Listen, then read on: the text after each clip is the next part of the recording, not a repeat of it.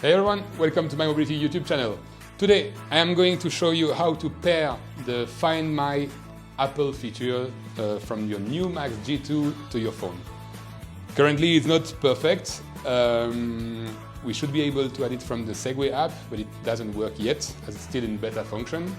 So for some people who wonder how to do that and can't find a way, I will show you right now. Let's go.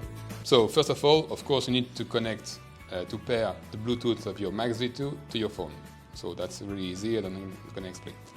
Then, technically, by tapping the setting menu, settings here, going to Segway Ninebot Lab, you have the two options which are still in beta feature, the TCS as I explained before in the video, in our presentation, and the locking kick scooter, and also in beta version.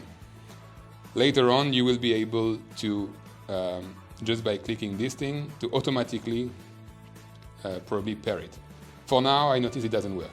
So what you have to do is going to your Find My option. Here, click on the plus button and add other item. Here, you're going to search for it and you find it. Via the Segway app, it doesn't find it. So just click on Connect, add a name. So let's say my Mobility G2. Continue. Choose an emoji, you can choose whatever you want. Continue. You agree with the terms. It's finishing the setup. You hear the beep. Finished. And now, as you can see, you're gonna set the process. You see the battery remaining in your step, in the scooter, the name, and everything. This is the classical Find My iPhone settings. You can put it in lost mode, you can do many things with it, play a sound, get direction to you when you lose it, and then you can directly see on the map.